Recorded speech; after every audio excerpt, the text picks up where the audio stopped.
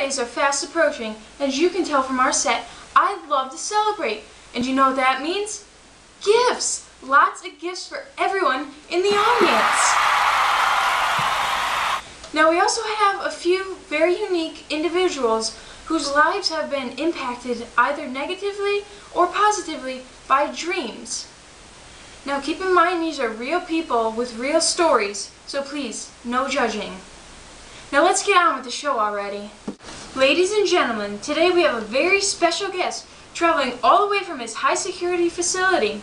Why, you ask, is Vincent in such a place? Well, you can ask him yourself. Come on out, Vincent.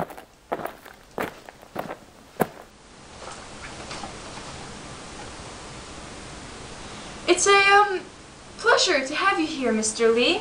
Thank you for having me.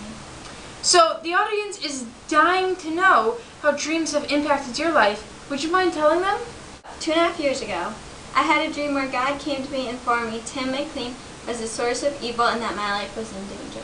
Okay, so what exactly did you do about it? I was walking through Canada and I decided to take a Greyhound bus ride for a couple 100 miles. I sat in the back by myself. Could you see Mr. McLean anywhere on the bus? Stop interrupting me! It is my story, so let me tell it. As I was sitting minding my own business when a young man gets on the bus and sits next to me. At that point, I can vividly remember the dream in which God showed me Tim McLean's face. It was time for me to fulfill the orders of the Almighty. I'm sorry to interrupt, but if there are any younger viewers, we suggest that you turn off the television because of inappropriate content from here on out. I waited for him to put on his headphones and fall asleep. Then I seized my chance at stabbing him in the neck repeatedly. Everyone else on the bus began to go crazy, and a few even had the guts to try and stop me. But I had a job to do and wasn't going to let anyone get in my way. I decapitated his head so there was no chance of him coming back to life. Then, to be extra sure, I cut out his eyes, tongue, and ears and ate them. Okay, I think that's enough for now. We'll be right back. Are you one of the millions of Americans who have bad dreams or can't even remember yours? Well, if so, then you'll be grateful for our new drug, Dream On. If you're someone who resorts to reading an interesting book in the middle of the night just to make your dreams more fascinating, then you must try this new drug. Have you ever found yourself digging through the fridge in search for that magical food that will spice up your dreams? Well, look no further because Dream On is here. It's also perfect for those who flip through the television guide in the wee hours of the morning just to find an idea for their dreams. Now, there are a few side effects which include and are not limited to nausea, vomiting, extreme gas, drooling, sleepwalking, night terrors, night sweats, flailing in one's sleep, and in a very small percentage of people, bedwetting. The search is over. For more vivid and thrilling dreams, run, don't walk, to get Dream On. For those of you who are just joining us, we have Mr. Vincent Lee and others whose dreams have had a profound impact on their lives. Mr. Lee just finished telling us about how he killed, decapitated, and then ate Tim McLean because he had a dream where God told him to kill Mr. McLean. Over the break, we asked the audience to write down questions to ask Mr. Lee. Vincent, do you mind answering a couple of those? No. Alrighty then. The first question is, why aren't you in jail? I didn't do anything wrong. I killed the source of all evil and the judge was able to see I was doing society a favor. If that is so, then why are you in a high-security mental facility? They say I have schizophrenia and that I'm still a threat to society. I don't care about that though. They just don't understand how my brain and my dreams work. Okay. We have another question here. Is there a possibility of you being back on the streets? Oh yes, a very large possibility that within 10 years I'll be back on the streets of Canada. So, essentially you murdered another human being, cut off his head, and then ate him, and the only punishment you get is being placed in a mental facility. Yes, that sounds about right. Isn't our society grand? I'd have to say no because it's wrong when someone can use a dream as an excuse or justification of murder. Are you insulting me? I think we should poll the audience to see what they think. Fine. Everyone in the audience, if you go pick up the clicker underneath your seat. If you believe Mr. Lee deserves a more severe punishment, press 1. If you think using a dream is a legitimate reason to murder someone, press 666. The results are in, and 214 people think you deserve a harsher punishment, and not one person believes your acts were justified.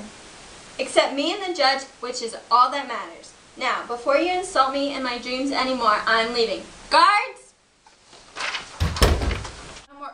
sweet note. Since it's the holiday season, I'm giving away presents to everyone in the audience today. My favorite cheap mode of transportation had always been to ride Greyhound buses, so all of you are receiving a 3-year pass from Greyhound Bus anywhere in the United States or Canada. Our next guest is Betty. Betty, we've chosen you as our own internet interviewee. You're the winner of the online contest and get to share your story with the world. Well, it all started last week when I saw my grandma in one of my dreams. My grandma died about 10 years ago, and I hadn't thought about her recently, and looking back, I do feel kind of bad about her because I did forget about her for the most part. But anyway, back to the story. We were talking like we used to, sitting in her nursing home. All of a sudden, a nurse comes in and orders me to leave. Grandma gets up and hugs me and says, "You'll be with me again soon." What did you do from there? I mean, that's a little creepy, don't you think? Well, I took it to mean that I'm going to die soon and be in heaven with her. Couldn't there be more than one meaning? What if she meant that she would come see you in your dreams again? Or maybe you could be looking through old photographs and find one of her? She didn't! I'm going to die, and it's going to be very, very soon. My estimations give me another 47 and a half hours to live. How do you know that? You might just have... Because I know. It was my dream. You weren't there and you have no idea what I saw. I apologize. Maybe you were right. I know I am. As I was saying before, she said I'd be with her soon. I took it as a sign and have since changed my life because I've been enlightened. And no, I have a short time left on earth. So what exactly have you done? I've become to live in the moment. I mean, seriously, what else am I supposed to do? Well, I'm not sure. You know, I don't even know why I'm here. I've only got 47 hours, 28 minutes, and 52 seconds left to live. Could be in Paris, Rome, or Sydney. I need to get out and see the world, not rot away on a television set with strangers. Okay, we're just going to take a quick break. We'll be right back. Are you one of the hardworking Americans who got stuck with the night shift? Well, don't you worry about the sun sleeping into your room and ruining your sleep. That was in the past. Now with the fabulous SunShield Sleeper, you can sleep through any amount of sunshine. No light will penetrate through and disrupt your vital sleep. The SunShield Sleeper is available at all retail stores across the country. What are you waiting for? Go get your SunShield Sleeper today.